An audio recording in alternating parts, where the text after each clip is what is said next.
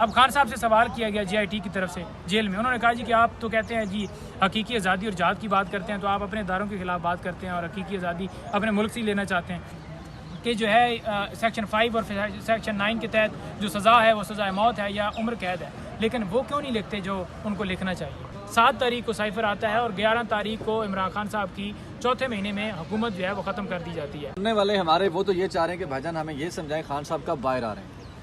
دیکھیں اگر باہر آنے کی بات ہو نا تو کہتے ہیں کہ کینڈیڈیٹس کی کمی ہے، بھائی پورا پاکستان تیار ہے لڑنے کے لیے آپ مافیا کے خلاف، یہ ایک جہاد ہے، ایک جنگ ہے۔ جو نوٹس ہوئے ہیں اور کل کا جو آرڈر آیا ہے، دونوں کو ملا کر سائفر ٹرائل کا مستقبل کیا دیکھ رہے ہیں؟ دیکھیں جو کل کا آرڈر آیا ہے بڑا خوشائن اس حوالے سے ہے کہ آپ یہ دیکھ لیں کہ چیف جسٹس اسلام آباد ہائی کورٹ نے 1 مہینہ اور 4 دن کے بعد محفوظ فیصلہ اسی درخواست کے اوپر سنایا کہ جیل ٹرائل نہیں کیا جا سکتا، جج کی تعیناتی غیر قانونی غیر آئینی ہے۔ اور آپ یہ دیکھ لیں کہ جب اوپر 2 ممبر بینچ نے فیصلہ دیا ہے تو انہوں نے یہ کہا کہ تمام نوٹیفیکیشن جو کہ نیچے اسلام آباد ہائی کورٹ نے کہا تھا کہ وہ بالکل ٹھیک ہیں، تمام نوٹیفیکیشن کو قلعدم کرا دیا جاتا ہے اور ٹرائل جو ہے وہیں سے سٹارٹ ہوگا جہاں سے 29 اگست کو سٹارٹ کیا گیا تھا۔ وہ جو نوٹیفیکیشن تھا، جو ایک بدنیتی تھی، جو ایک چھپا کے ریمانڈ کیا گیا، جو چھپا کے گرفتاری ہوئی، وہ ساری چیزیں آن ریکارڈ ہیں، پوری دنیا جانتی ہے کہ کسی عدالت میں خان صاحب کو پیش نہیں کیا گیا، نہ عدالت کبھی ادھر گئی ہے۔ 21 یا 22 ڈیٹ ہوگی جب ہم نے عدالت سے جا کر پوچھا کہ کیا کوئی عمران خان صاحب کی گرفتاری یا کوئی اس طرح کا ریمانڈ کا سن رہے ہیں، تو انہوں نے کہا جی ایسے کیسے ہو سکتا ہے، یہ میڈیا والے لوگ ہوں اس دور کے اندر، کیا ایسا ممکن ہے؟ تو جب 30 کو ملے ہیں خان صاحب نے کہا کہ مجھے بھی نہیں اطلاع، تو ممکن ہو گیا نا۔ تو سیم وہ چیزیں جو ہیں کورٹ کے سامنے رکھی جاتی ہیں، لیکن سمجھ سے باہر ہے کہ وہ فیصلہ دیتے ہوئے وہ کیوں اتنی چیز لکھتے کہ چھپا کے گرفتاری ہوئی۔ یہ تو لکھ دیتے ہیں کہ 4 ہفتوں کے اندر ٹرائل ختم کیا جائے، یہ تو لکھ دیتے ہیں کہ جو وزیر اعظم ہے 248 کے تحت آفیشیل ڈیوٹی جو ہے وہ ادا کرتے ہوئے اسے استثناء حاصل ہے، یہ تو لکھ دیتے ہیں کہ جو ہے سیکشن 5 اور سیکشن 9 کے تحت جو سزا ہے وہ سزائے موت ہے یا عمر قید ہے، لیکن وہ کیوں نہیں لکھتے جو ان کو لکھنا چاہیے؟ یہاں پر کوئی اس طرح سے کہہ دینا کہ یہ جرم جو ہے اس کی سزا جو ہے سزائے موت یا عمر قید ہے اور اس وجہ سے بیل نہیں ہو سکتی، بات یہ ہے کہ یہ ٹرائل کے اندر یہ چیزیں پوری ایک ٹرائل چلے گا جس کے اندر ایویڈنس ہوگی اور ٹرائل جو ہے وہ تمام ایویڈنس کو دیکھ کر، گواہوں کے بیانات دیکھ کر دیکھے گی کہ اس کا جو ہے یہ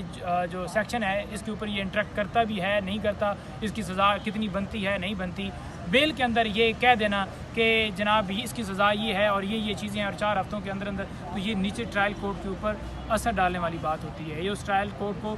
جو ہے وہ کہا جاتا ہے کہ آپ نے بھی یہ لائن لینی ہے۔ تو یہ آپ کے سامنے ہے، یہاں پر اسلام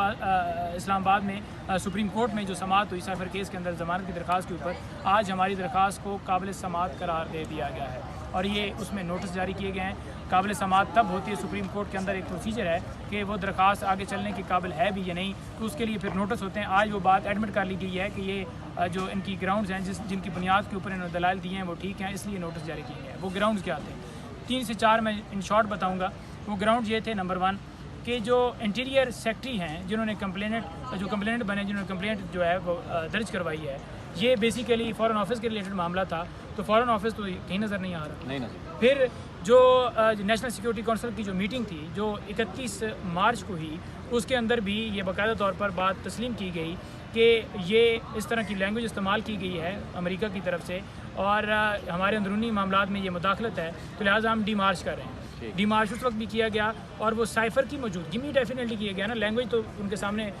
رکھی گئی نا۔ اسی طرح سے جب دوسری نیشنل سیکورٹی کونسل کی میٹنگ ہوئی جو 24/4/2022 کو ہوئی، اس کے اندر بھی یہ بات تسلیم کی گئی۔ جو دوسری میٹنگ تھی وہ پہلی ہوئی تھی عمران خان صاحب وزیر اعظم تھے، دوسری تھی جب شہباز شریف صاحب وزیر اعظم تھے،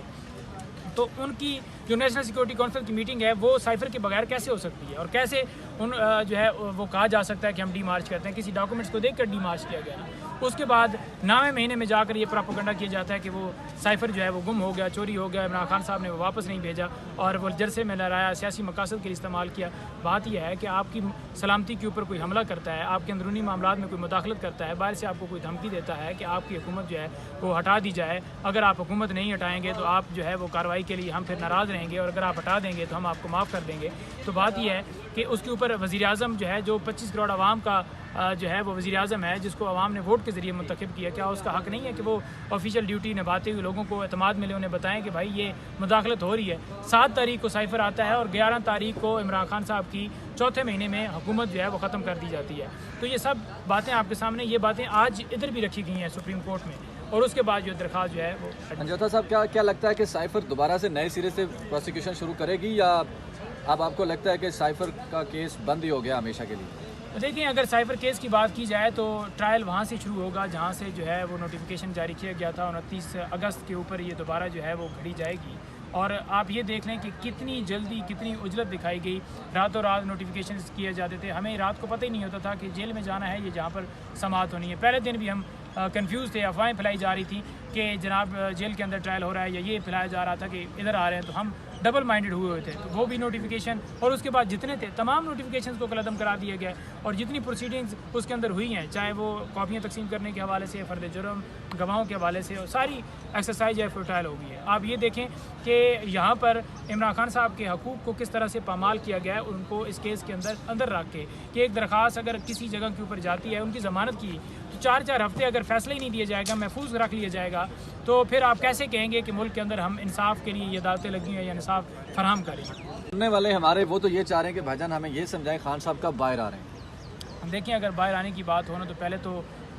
स्टेट जो है वो मुकम्मल तौर पर मुकदमात ऐसे उन्होंने बोगस झूठे बनाए हैं चंद महीनों के अंदर कि जिसकी कोई मिसाल नहीं है, जिसका कोई नज़ीर नहीं मिलती। और अगर केसेस को देखा जाए तो केसेस हैं ही, उनमें जान नहीं है। और अगर अदालतों को देखा जाए तो आपके सामने रवैया क्या है कि क्या सूरत हाल हाई कोर्ट के अंदर पेश आती है। अदम एतमाद करते हैं तो वो कहते हैं जी नहीं, केस मैं ही सुनूंगा। हम कहते हैं कि आप केसेस को है किसी और को ट्रांसफ़र करें, वो कहते हैं जी नहीं, हमने ट्रांसफ़र नहीं करने। फिर अपने पास रख के पहले फिक्स नहीं किया जाता, जब फिक्स किया जाता है फिर एडजर्नमेंट दी जाती है, फिर जब एडजर्नमेंट के बाद फैसला दिया जाता है तो फैसला महफूज कर लिया जाता है। तो जब इस तरह से कार्रवाई होगी और एक बंदा जो एक मुकदमे से रिलीज़ होगा और दूसरे मुकदमे में गैर कानूनी तौर पर, जैसे आपने देखा कि अलकादर ट्रस्ट केस के अंदर गैर कानूनी तौर पर गिरफ्तारी डाली गई, नैब ने बार बार बयान दिया अदालत के अंदर कि जो करंट ऑर्डिनेंस है उसके मुताबिक 10 दिन की जो टाइम है वो लिमिटेशन है, 10 दिन के अंदर अंदर इन्होंने रिवीजन फाइल करनी थी, जो कि इन्होंने नहीं की, और 10 दिन के बाद इन्होंने रिवीजन फाइल की हैं। तो लिहाजा इनकी जो रिवीजन है वो मेंटेनेबल नहीं है, इन्फ्रक्चर्स हैं। तो ये बात मिसगाइड की गई। अदालत ने ये बात जो है तस्लीम कर ली कि वाकई इन्होंने की गलती थी, और उन्होंने माफ़ी भी मांग ली। हम ये देख रहे थे कि हमारी बेल्स तो जो है वो बहाल होंगी, लेकिन इनके खिलाफ कार्रवाई भी होनी चाहिए। और हम ये देख रहे थे कि शायद इनके खिलाफ अब कार्रवाई भी करें, जिन्होंने जाकर गलत बयानी की और इमरान खान साहब के हकूक़ जो हैं वो पामाल किए हैं। लेकिन आप ये देख लें कि वो दरख्वास्त ही हमारी जो है वो इन्फ्रक्शंस कर दी गई कि उन्होंने गिरफ्तारी डाल दी। गिरफ्तारी वो तारीख ही इस वजह से ले रहे थे कि डेट्स आगे करवाई जाए। तो फिर आप कैसे कहेंगे कि इमरान खान साहब कल आएंगे या परसों आएंगे? ये तो कोई जो इनके पास वो कलम आया हुआ है, जो पावर आई हुई है, उसका इस तरह से इस्तेमाल कर रहे हैं कि कोई कानून जो है, कोई आइन देख ही नहीं रहे। जो है वो जारी है, हमारी लीगल फाइट जारी है, और इंतखाबात के हवाले से पाकिस्तान तहरीक इंसाफ का पूरा लाएमल तैयार है। ये सारे आपको लोग नज़र आ रहे हैं, हर एक बंदा इलेक्शन लड़ने के लिए तैयार है। आप ये देख लें कि आप जिधर जाएंगे, जिसको आप कहेंगे वो खड़ा हो जाएगा। ये कहते हैं कि कैंडिडेट्स की कमी है, भाई पूरा पाकिस्तान तैयार है लड़ने के लिए। आप माफिया के खिलाफ, ये एक जहाद है, एक जंग है। जंग किसके खिलाफ है? Rule of law. अब खान साहब से सवाल किया गया जीआईटी की तरफ से जेल में, उन्होंने कहा जी कि आप तो कहते हैं जी हकीकी आज़ादी और जहाद की बात करते हैं, तो आप अपने इदारों के खिलाफ बात करते हैं और हकीकी आज़ादी अपने मुल्क से लेना चाहते हैं। उन्होंने कहा हकीकी आज़ादी, मैं ये नहीं कह रहा कि कोई आपके खिलाफ हो, मैं ये कह रहा हूँ कि अदालतें जिस तरह से मजबूर की जाती हैं फैसला देने के लिए, FIA, नैब, इन सब इदारों को, एक अमीर के लिए अलग कानून है, गरीब के लिए, एक छोटा मोटरसाइकिल वाला जो चोरी करता है उसको उसकी ज़मानत नहीं होती, और बड़ा चोर जो है उसको बाहर से बैठे हुए बेल मिल जाती है। तो ये जो मुल्क के अंदर लाकानूनीत है, मुल्क के अंदर जो हर चीज़ के ऊपर पाबंदी है, साफ़ियों को बोलने के ऊपर पाबंदी है, चैनल्स के ऊपर पाबंदी है, ये आज़ादी की मैं बात करता हूँ कि हम अपनी आज़ादी से, हमने एक आज़ाद रियासत बनाई थी जिसमें हम अपनी मर्ज़ी के मुताबिक ज़िंदगी गुजार सकें, किसी को मजबूर ना किया जाए, किसी के ऊपर प्रेशर ना डाला जाए। तो ये